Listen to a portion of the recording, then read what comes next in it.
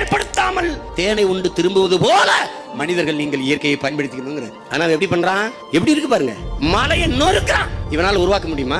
நம்ம தாத்தன் பாட்டெல்லாம் வீடு கட்டி வாழலையா? இப்படி ஆத்து மணல் அள்ளி தின்னு மலையை நொறுக்கி வச்சுட்டு போனானா? உனக்கு என்ன கோடி கோடியா வங்கியில பணம் போட்டானா? இல்ல ஆடிக்காரன் 50 உனக்கு ஒரு கார் வச்சுட்டு போனானா? இல்ல, அவன் உனக்கு ஏரியா அப்படியே வச்சான், கமாயா அப்படியே வச்சான், மரத்தை அப்படியே வச்சான், மலைகளை அப்படியே வச்சுட்டு போனான். ஏன்? இந்த உலகம் ஒண்ணுது இல்ல. வருங்கால தலைமுறைகள், வருங்கால சந்ததியினரிடத்தில் நீ வாடகைக்கு வாங்கி வாழ்ந்து கொண்டிருக்கிறாய். ஒரு வாடகை வீட்டுக்காரன் வீட்டு உரிமையான இடத்தில் எப்படி பத்திரமாக வீட்டை ஒப்படைத்து செல்வானோ அப்படி இந்த பூமியை வருங்கால பிள்ளை இடத்துல நீ பத்திரமா படைச்சிட்டு போகணும். இந்த தலைமுறையை நீ வாழ்ந்து தீர்த்து விடுவதற்கு பூமி உனக்கானதல்ல. மழை போனா என்ன காசு, ஆறு போனா என்ன காசு இல்ல. ஒரு காலகட்டத்தில் இனி வாழவே முடியாது என்கிற நிலை வரும்போது மாபெரும் புரட்சி கிளர்ச்சி இந்த நிலத்தில் வெடிக்கும். அன்னைக்கு எவனும் எதிர் நிற்க முடியாது. கார் இல்லை என்று எந்த தேசத்திலும் புரட்சி வந்ததில்லை. ஆனால் நீரும் சோறும் இல்லை என்றால் எந்த தேசத்திலும் புரட்சியை கட்டுப்படுத்த இருந்ததில்லை.